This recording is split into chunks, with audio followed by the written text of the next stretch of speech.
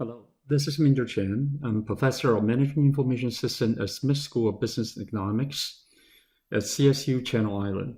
Last time we talked about reason for organizational change and why people resist to change and what can be changed when we try to change something within an organization. In this second lecture, we're going to focus on the change management process. It's kind of a process. If you look at it, it's kind of a process orientation in terms of managing change. So let's get on to it. A well-known and classic process model for change is by Kurt Lewin, developed in the early 1950s. He's a psychologist that he came up with a very simple model that describes three stages in making changes. The first is unfreezing. The second is changing. The third is refreezing. Unfreezing is really just try to prepare people mentally and sometimes physically for the change coming and rally their support, give them a sense of the urgency for the change. The second one is really the heart of the change process is to really plan and then execute the change that you want to make.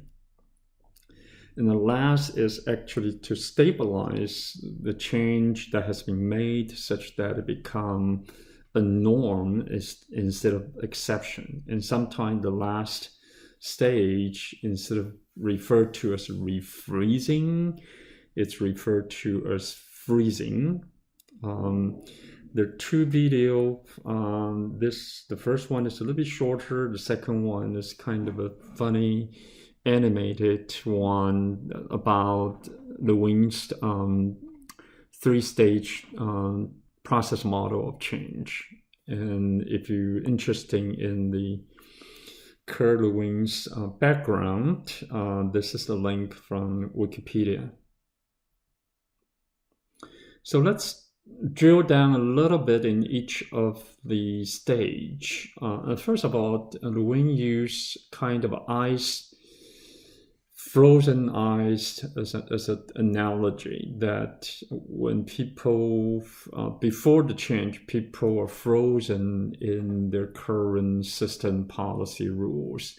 So you need to kind of unfreeze it, which will allow some freedom given to them to make the change.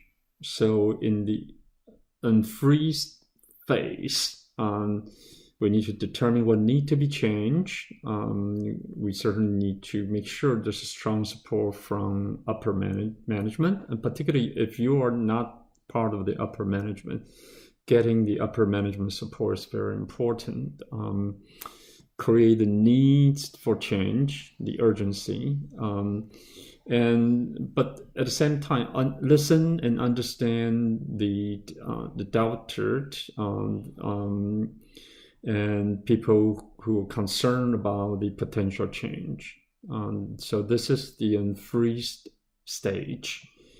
In the change or changing stage, we need to communicate often and dispel any rumors which may not be true, and empower people to take initiative to make the change happen, and involve people properly in the process to facilitate the change.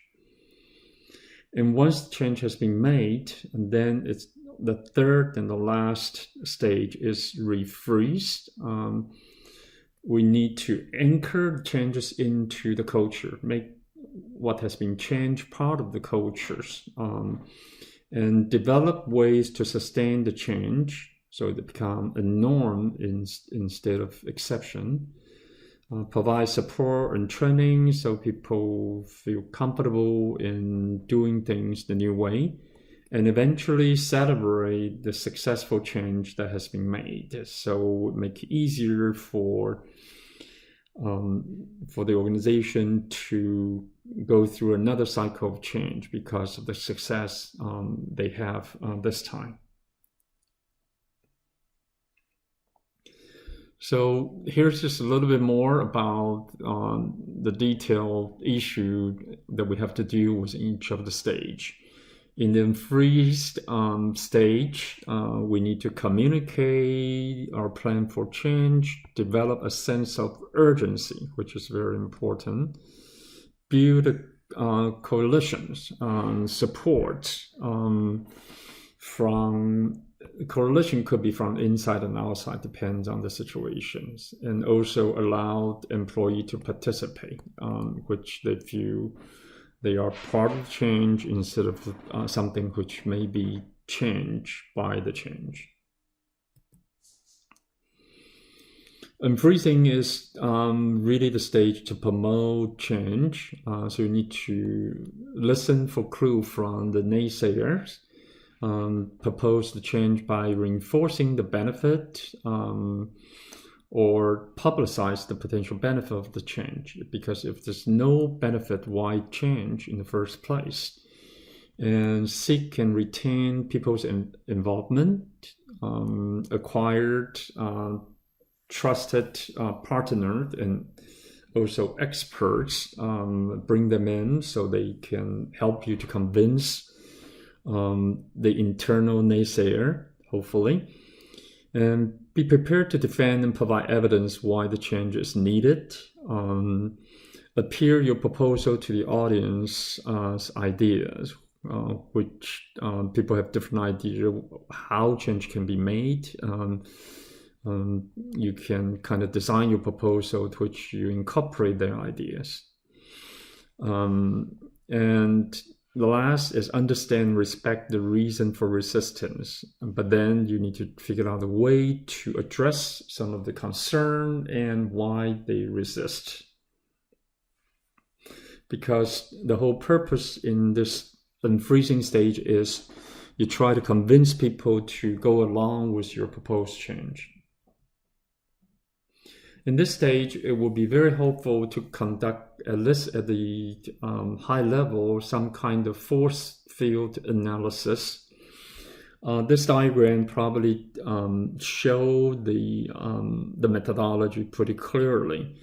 This is the change you want to bring to your organization from its current state to a desirable state. And you want to identify forces that's for the change or against the change. So the driving force will push the change from the present state to the desirable state. The restraining force will actually push back to keep the organization in its present state. You can give each of the force a score on the driving force and restraining force, and you can add it up. You can actually sum it up, the score for the driving force, and sum it up the restraining force score. And so you got two numbers.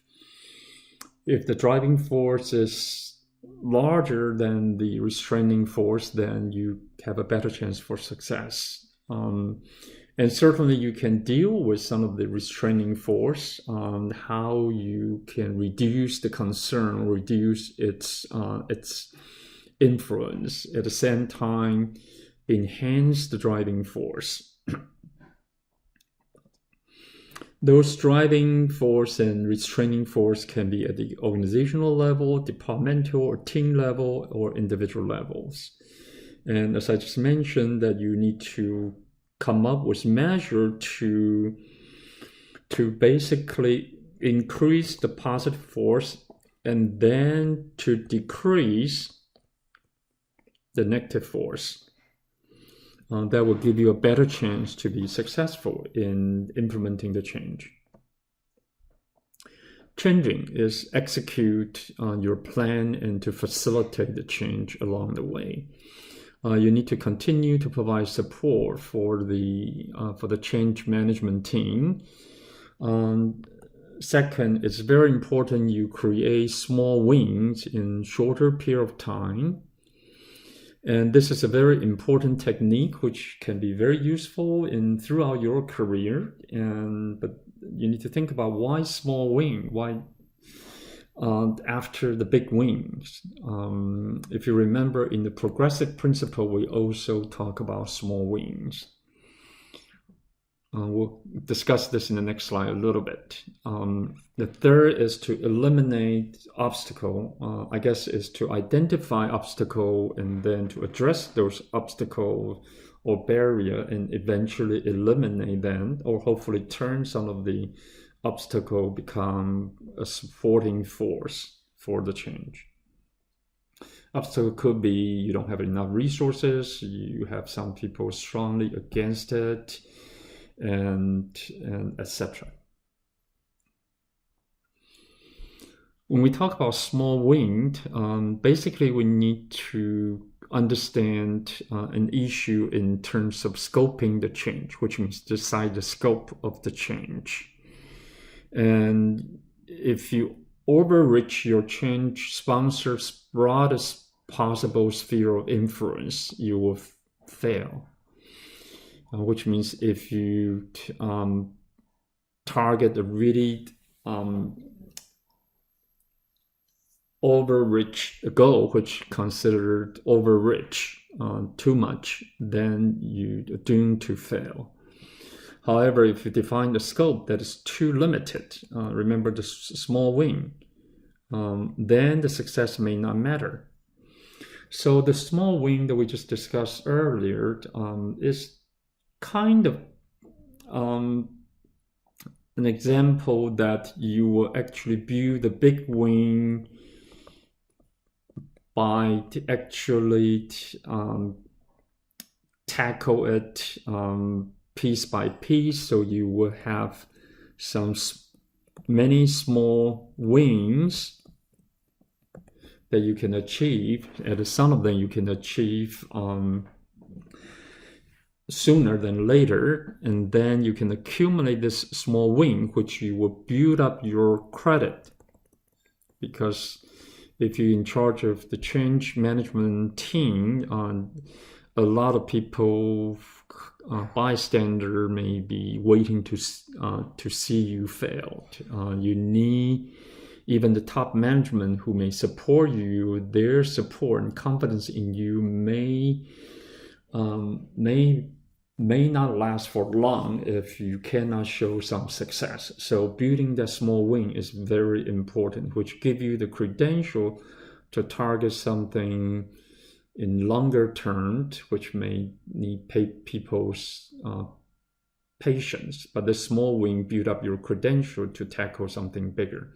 Also, if you design it well, a lot of small wins accumulate together end up to be a big win.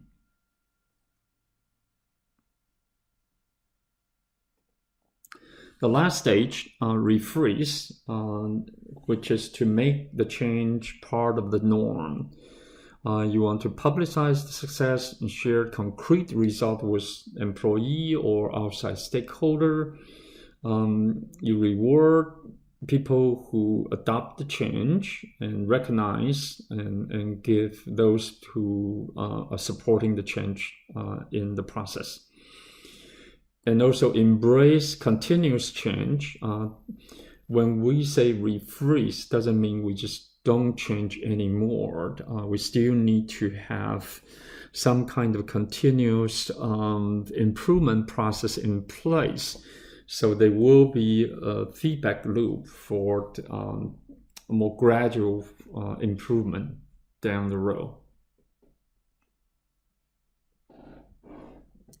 And during this change process, you will face some up and down emotionally by all participants who were involved in the process. And this is a typical emotional cycle of change. First, people may be optimistic because they may be suffering, and so they're really hopeful, but the hope or the optimism may not be well informed. And however, once the change really settle in, because of there will be chaos, there will be challenge, there will be naysayer. So the stage 2, we're entering, we may be entering the so-called informed pessimism. In this stage, we start realize that change is not easy. Things may get even worse. In stage 3, we hit the button, which is the valley of despair. And sometimes we actually, a lot of organizations quit somewhere in between the stage 2 and 3 because they couldn't see the light at the end of the tunnel. But if you tough it out, have a good strategy and plan and execute it patiently with small wins, like we just mentioned, then the informed optimism may be rich. And build on that optimism, eventually we will improve even more, and we come to the stage 5, which is success and fulfillment in terms of making the change possible and successful. So in stage 1 and 3, if you don't have the patience and if you don't anticipate the challenge which may be coming in the early stage of the change process, a lot of organization or team may just simply quit. If you push it through, then eventually you can reach the success at the end of the tunnel. We did mention that in the refreezing stage, we're still looking for feedback and continuous improvement. Let me introduce 2 terminology, which some you may be familiar.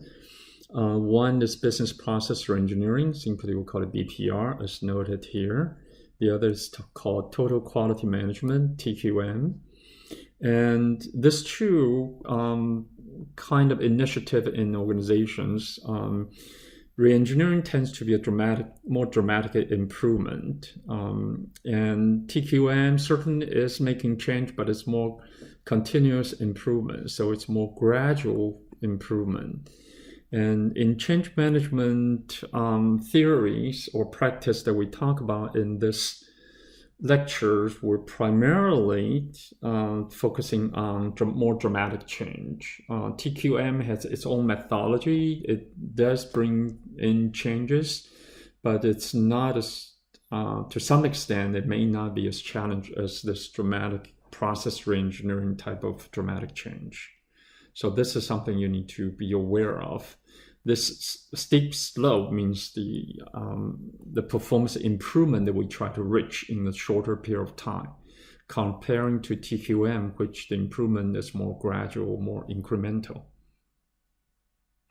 So remember these 2 terms. BPR stands for business process engineering, which is referring to more dramatic change, and TQM is similar to the continuous process improvement. The change is more gradual.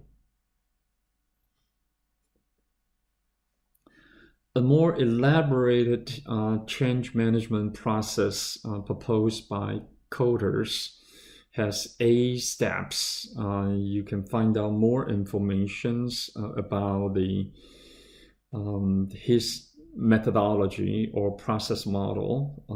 One is his article called Leading Change. The subtitle is called Why Transformation Effort Failed. You can find it from Harvard Business Review magazine through the school's library database under Premium Business Source. Or you can find it through this link that I happen to find. And also Coder has a consulting firm. You can find some additional information about his methodology. Let's quickly go over this. This is really an expansion of the three-stage model by Lewin. And the first is to create a sense of urgency. Remember, that's the unfreezing stage. And you want, in this case, you want many of the people in the organization to feel severe pains. There's a little segment of a video cartoon actually produced by Coder's company, although it's not the complete video, but it's kind of interesting one, talking about a penguin seeing some change coming and try to convince other people why there's an urgency in dealing with it. Step 2 is build guiding coalitions. In this case, identifying key influencers, and make sure they're on board is very important. And certainly you want to have everybody on board, but those identify key person and key influencers in building a coalition is important. And you also need to form a strategic vision initiative. I kind of highlight this too, in the sense that sometimes you may form the strategic vision initiative before you build a guiding coalition. And the better is you actually have coalitions that you build, and then together you come up with strategic vision initiatives. And then you need to enlist a volunteer army, which in this case certainly you can appoint a team to work on it, but sometimes you would try to find out which organization unit may be more willing to introduce the change in their practice first. Occasionally we will actually build a special team just for this purpose, putting people who support the change from different departments to make this happen. And you want to take action by removing the barrier for change.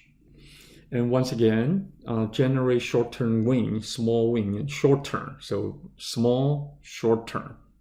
But at the same time, the change in the long term can be big and should be much bigger than those small wins. And you want to sustain the acceleration of rolling out the change throughout your organization, and eventually institute change in the organization is also important.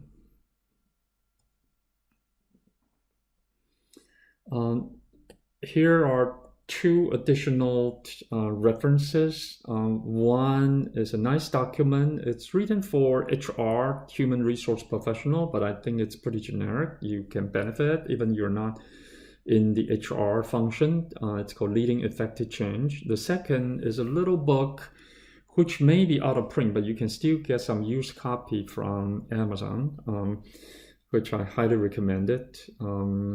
I used to have 2 copies of this book called Better Change. The subtitle is called Best Practices for Transforming Your Organization. Although it's published quite a while ago, but I think the practice being covered in this little book written by the consulting firm Price Waterhouse, which I believe it's part of IBM now. Still very practical. It's based on theory, but it's very practical.